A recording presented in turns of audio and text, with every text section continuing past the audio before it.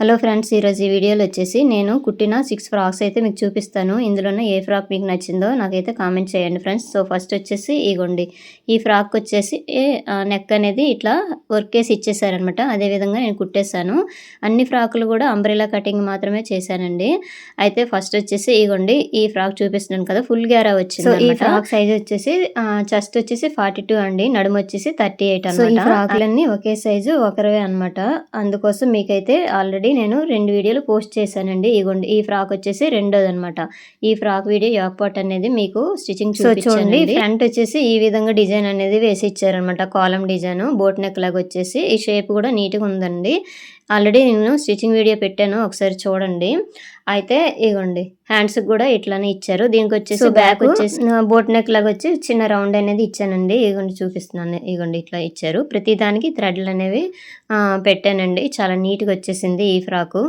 అయితే ఇందులోనూ మీకు ఏ ఫ్రాక్ నచ్చిందో నాకైతే కామెంట్ చేయండి ఫ్రెండ్స్, తప్పకుండా వీడియో చూసే వాళ్ళైతే. ఇగోండి ఈ మోడల్ అనమాట. ఇది కూడా ఫుల్ గ్యార్ అండి, 4 మీటర్లు అనమాట. క్లాత్ అనేది క్లాత్ వేరే తీసేసుకొని దానికి వర్క్ వేయించి ఇచ్చారండి స్టిచ్చింగ్ గురించి. ఇది అంబ్రెల్లా కటింగే అనమాట. దీని సైజు కూడా చెప్పాను కదా, అన్నీ ఒకే సైజ్ అండి. ఇగోండి, ఇది 3వ ఫ్రాక్ అనమాట. ఇది కూడా సేమ్ ఇంతే. అయితే దీనికి ఫ్రంట్ వర్క్ అయితే చేయలేదు, కాకపోతే నేను అనేది ఈ స్టెప్ లాగా డిజైన్ అనేది పెట్టాను అనమాట. దీని ప్యాచ్ వర్క్ కూడా మీకు షార్ట్ వీడియోలో పోస్ట్ చేస్తాను. షేప్ అనేది నీట్గా రావాలంటే ఎట్లా కుట్టాలని చెప్పేసి. బ్యాక్ అయితే రౌండ్ నెక్ అనేది పెట్టానండి. అన్నిటికీ వాళ్ళు రౌండ్ నెక్ పెట్టేయమన్నారు, థ్రెడ్లు కూడా పెట్టమన్నారు.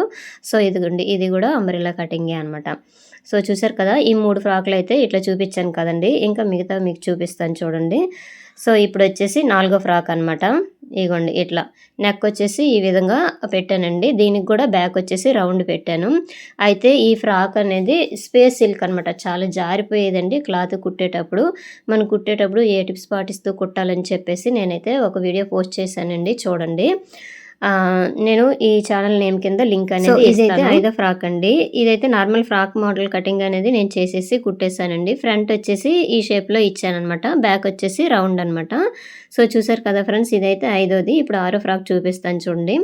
6వ ఫ్రాక్ వచ్చేసి వీళ్ళైతే కొంచెం ఫ్రంట్ దగ్గర వర్క్ వేసి ఇచ్చారండి. అదే వర్క్ మోడల్ అయితే నేను కుట్టేశాను. సో ఇందులోనే ఏ ఫ్రాక్ బాగుందో కామెంట్ చేయండి. వీడియో నచ్చితే లైక్ చేయండి.